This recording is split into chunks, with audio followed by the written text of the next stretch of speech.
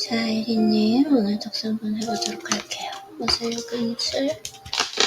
No, it's not the loss of human nature. It's the psychology of money. 한번 읽어보도록 할게요.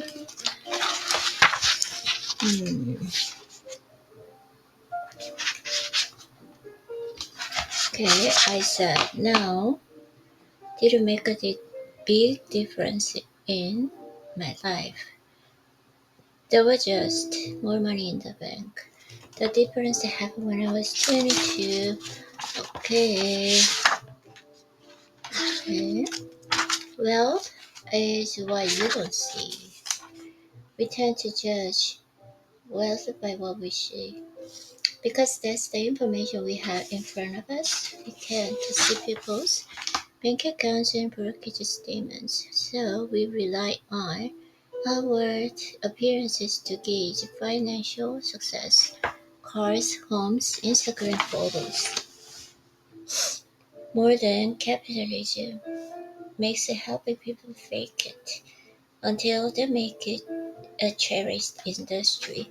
But the truth is that wealth is what you don't see. Wealth is the nice cars not purchased, the diamonds not bought, the watches not worn, the clothes forgone, and the first class upgrade declined. Wealth is financial assets that haven't yet been converted into the stuff you see. That's not how we think about wealth because you can't contextualize what you can see. Investor Bill Murray once wrote, there is no faster way to feel rich than to spend lots of money on really nice things. But the way to be rich is to spend the money you have and to not spend the money you don't have. It's really that simple. It is excellent advice, but it may not go far enough. The only way to be wealthy is not to spend the money that you do have. It's not just the only way to accumulate wealth. It's the very definition of wealth. We should be careful to define the difference between wealthy and rich. It is more than semantics. Knowing the difference is a source of countless poor money decisions. Rich is a current income. Someone driving a 100,000 car is almost certainly rich. Okay, I read this one this far. Okay, where is... Oh, rational. Okay, rational and reasonable and rational. You are not a spreadsheet. You're a person, a screwed up, emotional person. It took me a while to figure this out. But once it clicked, I realized it's one of the most important parts of finance. With it comes something that often goes overlooked. Do not aim to be called irrational when making financial decisions. Aim to just be pretty reasonable. Reasonable is more realistic, and you have a better chance of sticking with it for the long run, which is what matters most when managing money. I visualized my grief if the stock market went way up and I wasn't in it, or if it went way down and I was completely in it. My intention was to minimize my future regrets, so I split my contributions in 50-50 between bonds and equities. Mark is neither rational nor irrational. He's reasonable. The math works on paper is a rational strategy. Day trading and picking individual stocks is not rational for most investors. The odds are heavily against your success. Josh Brown, who advocates and mostly owns diversified funds, once explaining why he also owns a smattering of individual stocks. I'm not buying individual stocks because I think I'm going to generate alpha performance.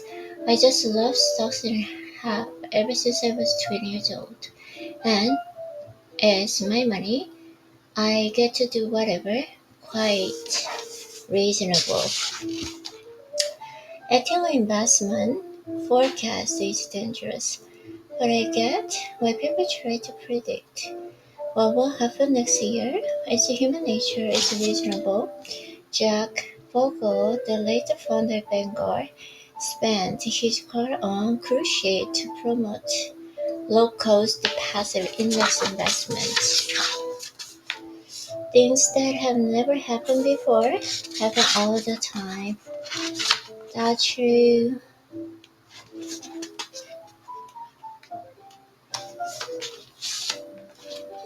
Hmm. There is never a moment when you're so right, when you can bet every chip in front of you.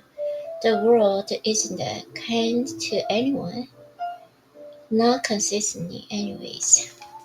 You have to give yourself room for error. You have to plan on your plan, not going according to plan. The wisdom in having room for error is acknowledging the uncertainty, randomness, and the chance unknown are an ever-present part of life. The only way to deal with them is by increasing the gap between what you think will happen and what can happen while still leaving you capable of fighting another day.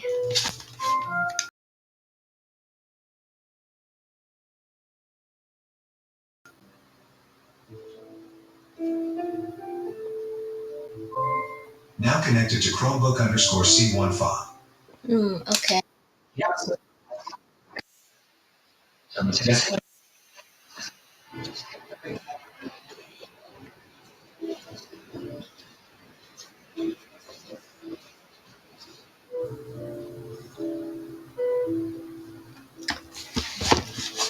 Margin of safety. You can also call it room for error or redundancy. It's the only effective way to safely navigate a world that is governed by odds, not certainties. And almost everything related to money exists in that kind of world. The best we can do is think about us. Graham's margin of safety is a simple suggestion that we don't need to view the world in front of us as black or white, predictable or crapshoot. The gray area pursuing things where a range of potential outcomes are acceptable is the smart way to proceed. We can know for sure and speaks in probability. Room for error lets you endure a range of potential outcomes, and endurance lets you stick around long enough to let the odds of benefiting from a low probability outcome fall in your favor. Bill Gates understood this well. When Microsoft was a young company, he came up with this incredibly conservative approach that I wanted to have enough money in the bank to pay a year's worth of payroll, even if we didn't get any payments coming in. One is volatility. Can you survive your assets declining by 30% on a spreadsheet? Maybe yes. In terms of actually paying your bills and staying cash flow positive. But what about mentally? It is easy to underestimate what a 30% decline does to your psyche. Your confidence may become shot at every moment opportunity isn't its highest. You or your spouse may decide it's time for a new plan or a new career. I know several investors who quit after losers because they were exhausted and physically exhausted. Spreadsheets are good at telling you that when your numbers do or don't add up. They're not good at modeling how you will feel when you talk your kids in at night wondering if the investment decisions you made were a mistake that will hurt in their future. Having a gap between what you can technically in the version was emotionally possible. It's an overlooked version of room for error. It's a reasonable first approximation to use that as an estimate of what to expect on your own diversified portfolio when saving for retirement. You can use those return assumptions back into the amount of money you will need to save each month to achieve your target. Not nest egg. The answer to those what ifs is you won't be able to retire like you once predicted,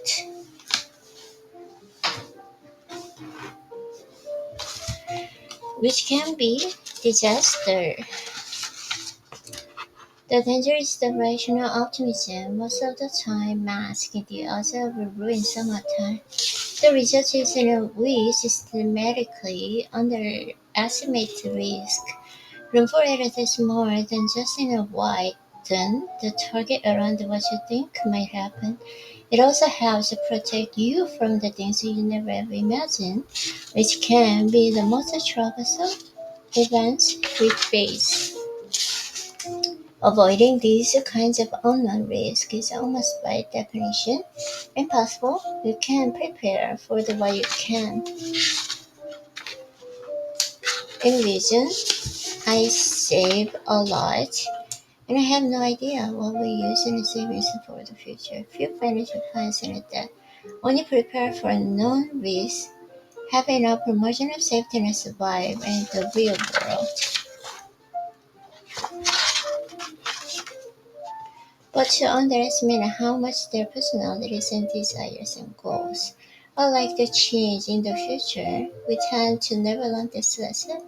Previous research shows that people from age 18 to 68 underestimate how much they will change in the future.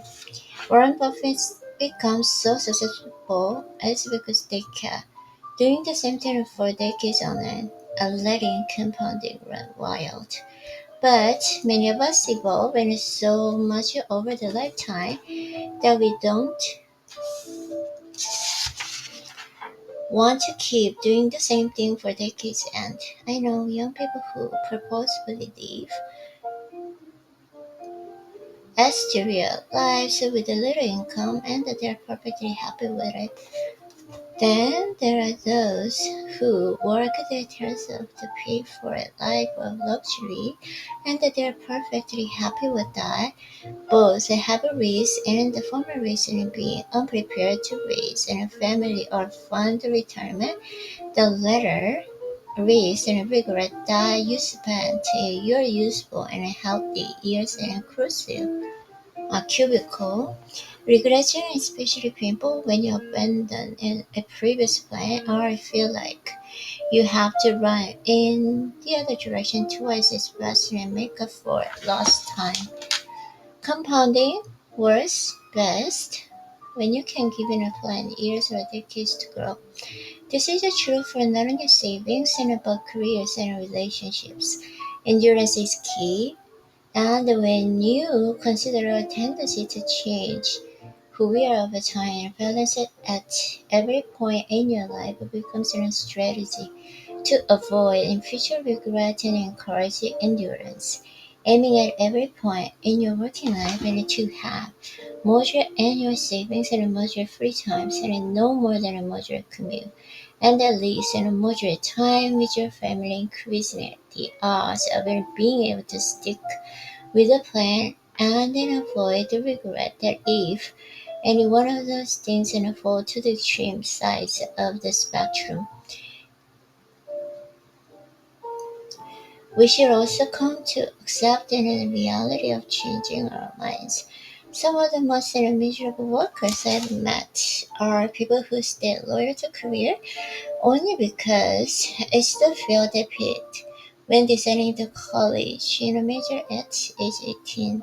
When you accept the end of its illusion, you realize that the odds of the picking a job when you're not old enough to drink that you will still enjoy when you are old enough to qualify for a social security level.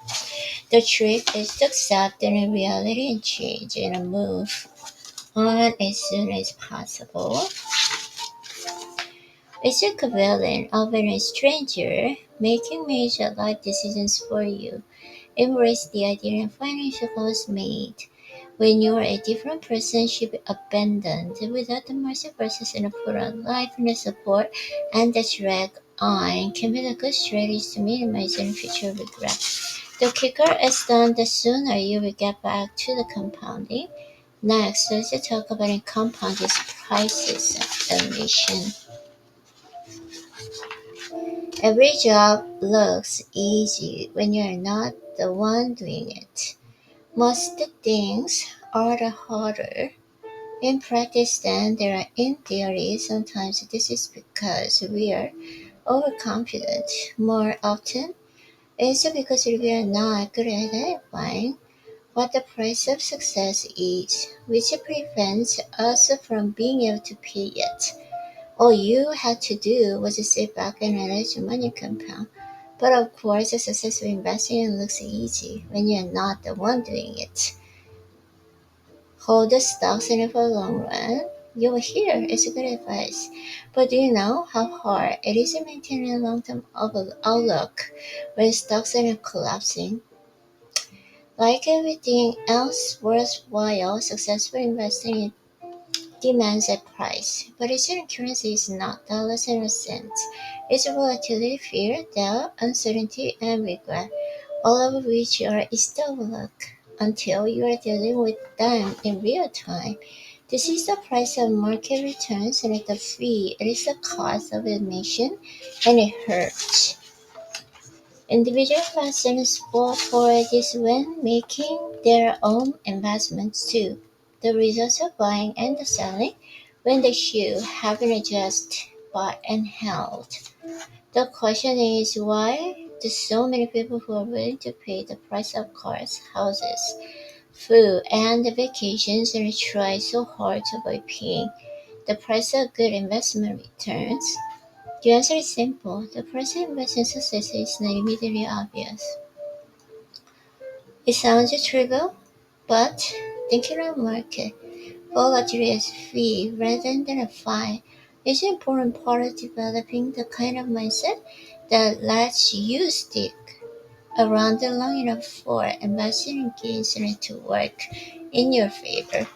Market returns are never free and never will be. The demanding you pay a price like any other product. You are not forced to pay this fee. Semi markets and the volatility or uncertainty fee.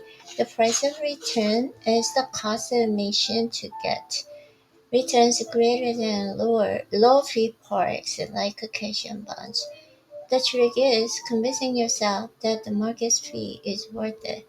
That's the only way to properly deal with the volatility and the uncertainty, not just putting up with, but to realize that it's an admission fee worth paying. It's hard to overstate how socially devastating and financial bubbles can be. They read lives. Why do these things happen? And why do they keep happening? Why can we learn our lessons? The common answer here is that people are greedy, and the greed is an indelible feature of human nature. What may be true, and it's good enough answer for most. But remember from chapter 1, no one is crazy. People make financial decisions they regret, and they often do so with scarce information and without logic.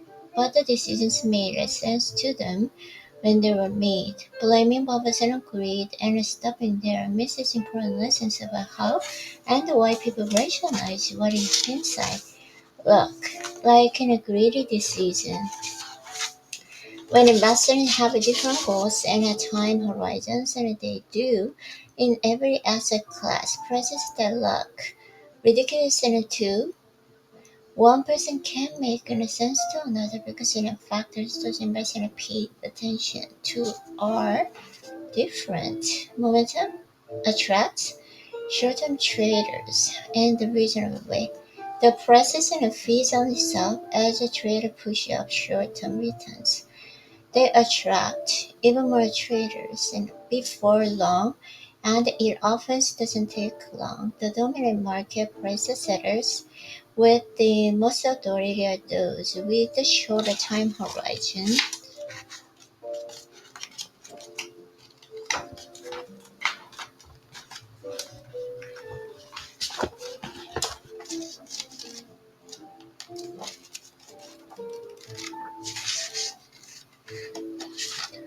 Where is okay?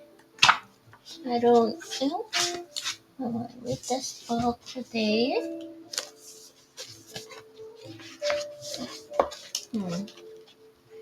Try with this one.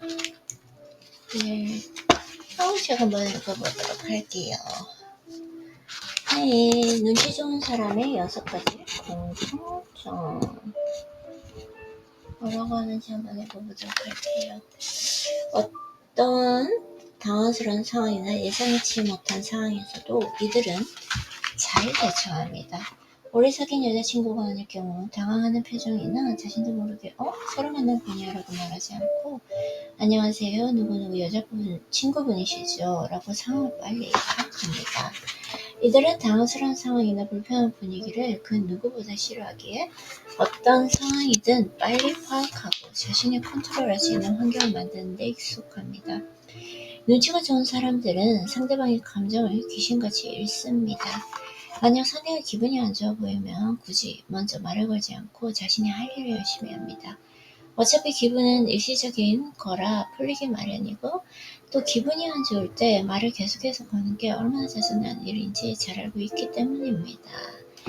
상대방에 대한 방식이나 표정으로도 그 사람이 어떤 생각을 하고 또 지금 어떤 감정을 갖고 있는지 재빠르게 캐치합니다. 공감 능력이 좋습니다. 눈치가 좋은 사람들은 기본적으로 공감 능력이 좋습니다. 눈치가 좋다라는 그 사실 자체가 상대방을 잘 이해하고 어떻게 대할지를 고려하는 것이기에 사고보다는 감정의 영역에 가깝습니다. 머리 기르고 싶어라는 답이 내재되어 있다는 것을 알고 머리 길러도 잘 어울릴 것 같은데 나는 요즘 장발 남자들이 좋더라 라는 식으로 빠른 눈치, 탁월한 공감 능력으로 상대와 훨씬 더 나은 관계를 훨씬 더 나은 관계를 만들어 갑니다. 눈치가 빠른 사람들은 오히려 모른 척을 잘합니다. 이들은 어떤 걸 물어봤을 때 얘기하기가 좀 어려운 문제라면 잘 모르겠는데 라는 식으로 답을 회피합니다. 그 답을 말해봤자 자신에게 이득될 게 하나도 없다는 걸 잘 알기 때문입니다.